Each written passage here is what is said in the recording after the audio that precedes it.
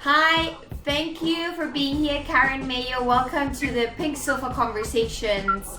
I'm very happy that you have accepted to join us in this beginning of this adventure, having conversations with creative minds. Welcome. Thank you. Well, I'm really looking forward to chatting to you more. Karen and I, we met in a very circumstantial way. Somehow our paths crossed, and then we realized that we're both very creative individuals. Karen's background is within fashion, going more now towards architecture. Absolutely one of the top knitting individuals, always doing very creative bespoke pieces like the one you're wearing now, or the one that we see behind you. Give us an introduction about your own expression as a creative mind. I'd say that I always want to, like in anything I do, for it to be uplifting and for it to be, bring joy to the viewer. And I like the contrast between sort of maybe dark and light as well. And yeah, to be fun as well. So there's often an element of fun in my work. Yeah, I think fashion enables this view on life to make things fun. Just don't take things too serious, and just crack a smile. It's really important in these times of uncertainty where we're all quite desperate and concerned about the virus. How do you feel you have evolved from being a fashion designer to be now more involved in architecture and space, open spaces and urban, like we can see the drawing that is hanging behind you?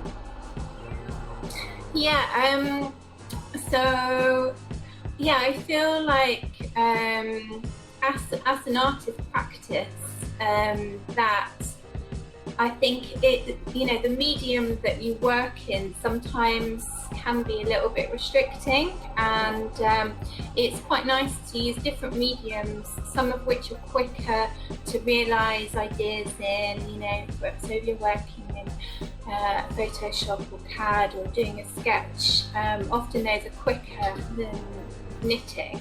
Yeah. So I think that enables you to realise designs quicker. Yeah.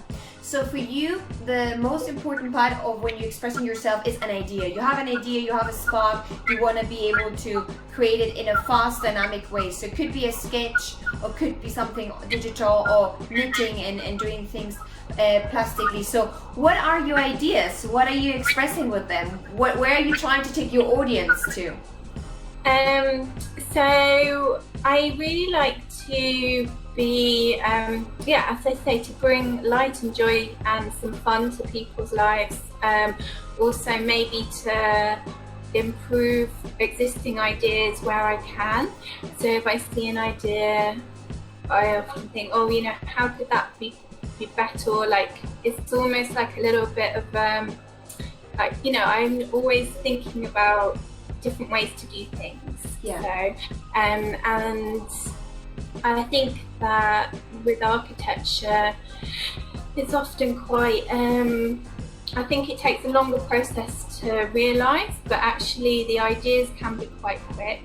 And then I think, organising events as part of an artistic practice is another aspect. So it's also how to involve people in a space and to get them visually involved, but also like physically. I find that quite exciting. I think that even from an artistical point of view, we can learn a lot from this time, because people are interacting with each other constantly, but virtually. Like now we are interacting in space, and how we have to adapt because of the situation. I think, in my point of view, but I would love to have a little bit of your take, is fashion needs to wake up. There has to be a change in fashion in the world that we're gonna have after this, but that we already had. But same is applicable for architecture, a space where people can cohabit more, where there's more opportunity of sharing. And I think cities are built in a way that they're very like, you're crossing paths, but you don't have an excuse to be in a communal way, like maybe it was more in the older times with churches and other kind of squares and other way of interacting with each other. How do you see the future of fashion unfolding? I think well, I see that it's going to be, you know, people may be designing visual outfits online. So you go into the cyberspace and you choose which outfit you want to wear, which is actually already happening. Yeah. I've seen some adverts recently for computer games that you do that on. And yeah, I think in terms of like sensing, you know, in terms of like bespoke, people will be able to customize their things really easily with the company. So there'll be more apps around that maybe there are at the moment, but I think it's going to be more commonplace that the end user has got more of the influence in the beginning part of the design, as like information flows back. So Yeah. I mean, I guess, you know, in a way designers already focused around trying to sense that from intuition and, you know, the zeitgeist.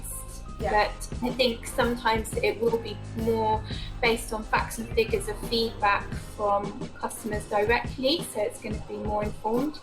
And in the architecture practice that I'm working at the moment, is we're using VR machines and augmented reality to help the design process. So there's like a feedback loop, which means that the designer can instantly see what is being realised. So it's just easier for the designer, and they can, and also for the client because they can view it as well. Yeah. So then the quicker decisions can be made because they can instantly see it, and it's more easy to realise. Then that speeds up the process. So, And the cost will then eventually go down. Do you think that this more customized dynamic in which feedback from the client is so important, and we're going to have like a very transparent conversation between the manufacturer and the end product and the buyer, will it also slow down the volume and the speed of things that we consume? Because maybe one of the big problems that we have is we don't have one pullover, we have literally 25 pullovers. Do you think there's going to be a trend there also changing that? I think there's always part of like human nature that really wants to like have newness. So like I think we're supposed to be hardwired, aren't we, to really like having new things. So I kind of don't envisage that actually that will change too much. Okay. And then I've been thinking about actually outfits that buildings can wear. So you could just like plug on an outfit to a building and have what was kind of like interchangeable. But yes, so I do think, you know, it might help the end user or think about the way that, you know, if they know exactly what they're getting, then hopefully they'll be happier with it and therefore less likely to change. Yeah. But I was, for example, thinking this yesterday. I had a conversation with other fashion designers too, and I was thinking, if I could have one pair of jeans, one pullover, because I always tend to go quite like same dress, that I could change the color with clicking some kind of microchip. I would generally need one pullover and one jeans because I could just change the color. So technology in fashion is also advancing quite rapidly. You're using cotton, you're using natural, sustainable products, which is very much part of your, you know, way of approaching fashion. But there's also a very like modern technology evolving there. Do you see any trends in that segment, in that direction? With regards to modern technologies and environmental fashion, I mean, well, I guess the technology is helping to be more efficient. You know, that is sustainable in itself. So, you know, you're not employing someone to make it for as long period. So in terms of sustainability and the environment, that is a good thing. But then you do think, well, if all the, you can get more material efficiencies. And recycling, better recycling, for example, and more products that are recyclable. But I do think, in terms of employment in the fashion industry, I think that might reduce. So, I think, yes, sustainability, environmentally wise, I do think there are developments. Yeah, and there's still space of things to improve. And on the thing that you were saying about virtual fashion, it is a thing, right? That eventually people are also very obsessed with their image. I have it now on my WhatsApp that I can send a smiley, or I can customize a smiley to look like I look. And then I can send my face doing this, or the heart. So there is this virtual life happening, that there is business opportunities there for fashion designers, for architectures, for creative people, and then you have the tactile, real experience. Which projects are you do you have planned for the future? Is there any capsule series or collection or something you want to share with us? I am actually working on my sustainable sweaters more. So there, I plan to do more of a range around that, and also defining those a little bit more. And they employ, some technologies with lights. But I'm looking to do a 3D printed dress. It's just something I've been wanting to do for a long time now. I want to get these things on the roll before. You need to be quite of the moment, so you can't wait too long. Yeah, absolutely. Go into the momentum.